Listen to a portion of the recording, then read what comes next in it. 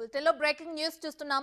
ప్రపంచవ్యాప్తంగా ఎదురైన సాంకేతిక సమస్య ఇప్పుడు గ్లోబల్ మార్కెట్ను బెంబేలెత్తిస్తోంది. మైక్రోసాఫ్ట్ విండోస్లో తలెత్తిన సాంకేతిక సమస్య కారణంగా అనేక సర్వీసుల్లో అంతరాయం ఏర్పడుతుంది. విమాన సర్వీసుల దగ్గర నుంచి బ్యాంకింగ్ వరకు అనేక రంగాల్లో సమస్యలు తలెత్తుతున్నాయి. సమస్య వెంటనే పరిష్కారం కాకపోతే పెద్ద ఎత్తున గందరగోళం తలెత్తే సూచనలు కనిపిస్తున్నాయి.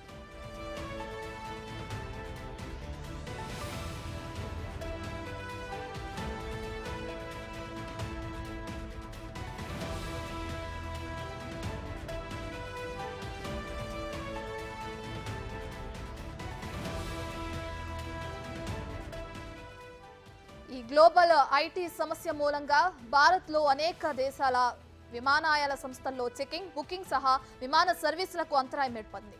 ఆస్ట్రేలియాలో వార్తా సంస్థల ప్రసారాల్లోనూ ఇబ్బందులు తలెత్తాయి. British news channel Sky News కూడా వార్తలను ప్రసారం చేయడంలో అవాంతరాలు ఎదుర్కొంది. ఆస్ట్రేలియాలోని ఫుల్వర్డ్స్ అనే సూపర్ మార్కెట్ సేవల్లోనూ అంతరాయం తలెత్తింది. ఇక పాయింట్ ఆఫ్ సేల్స్, కస్టమర్ల బ్యాంకు కార్డులు కూడా పనిచేయటం లేదు.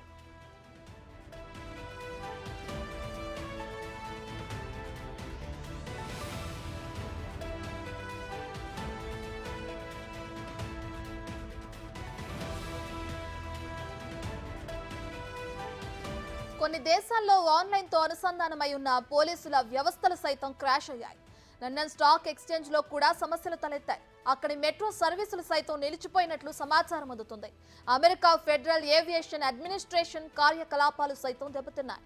అమెరికాలో 911 అత్యవసర సర్వీసుల్లోనూ ఇబ్బందులు ఏర్పడ్డాయి.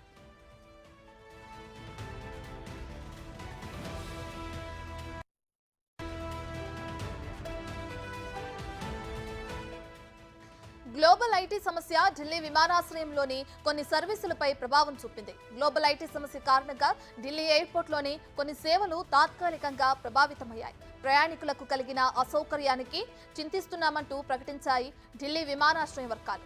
ఈ క్రమంలోనే దాదాపు అన్ని విమానయాన సంస్థలు కూడా వారి సమస్యలను ఎక్స్ వేదికగా ప్రకటించాయి.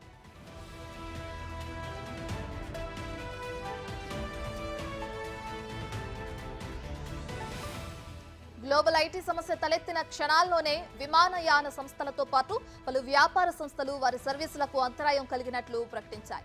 దీంతో సామాన్య ప్రజల్లో తీవ్ర ఆందోళన వ్యక్తమవుతుంది. కాగా పరిష్కార మార్గాలను అన్వేషిస్తున్నట్లు మైక్రోసాఫ్ట్ ప్రకటించింది.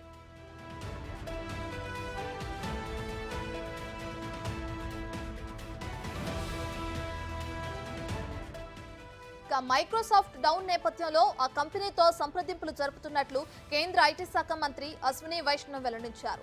సమస్యకు కారణాలను గుర్తించినట్లు తెలిపారు.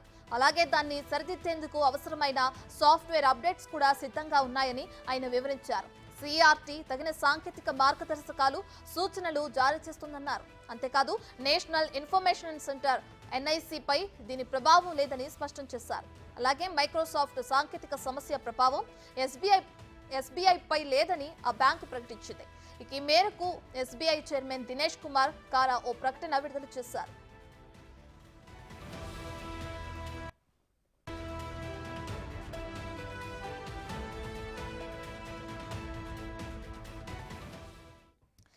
ఇదే అంశానికి సంబంధించి మరింత సమాచారాన్ని ఢిల్లీ నుంచి మా ప్రతినిధి శివ అందిస్తారు. రైట్ శివ, మైక్రోసాఫ్ట్ విండోస్ లో తలెత్తిన సాంకేతిక సమస్యకి కారణాలు కనుక్కున్నామని చెప్తున్నారు. ఏంటి, ఏ కారణం చేత ఇది డౌన్ అవ్వడం జరిగింది శివ?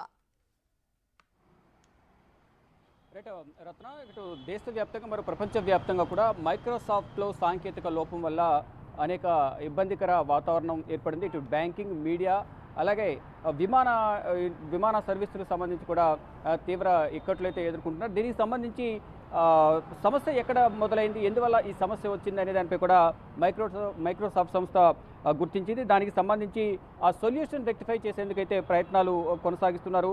మరోవైపు ఏదైతే మైక్రోసాఫ్ట్లో తలెత్తిన ఈ సమస్యను ఎలన్ మస్క్ అయితే ఎద్దేవా చేస్తున్న పరిస్థితి కనిపిస్తోంది. అంటే ముందస్తుగా ఏం జరిగిందనేది కనుగొనడంలో మైక్రోసాఫ్ట్ సంస్థ అనేది విఫలమైంది అనే విధంగా కూడా ఎద్దేవా చేస్తూ ఒక ట్వీట్ని కూడా ఎలన్ మస్క్ చేశారు. అసలు ఈ మైక్రోసాఫ్ట్లో సాంకేతిక లోపం రావడానికి గల ప్రధాన కారణాన్ని కూడా మైక్రోసాఫ్ట్ సంస్థ ప్రతినిధులు గుర్తించారు. క్లౌడ్ స్ట్రైక్ అప్డేట్ కారణంగా ఈ సమస్య తలెత్తినట్లుగా కూడా, ఈ సమస్య వచ్చినట్లుగా ప్రాథమికంగా వారు గుర్తించారు.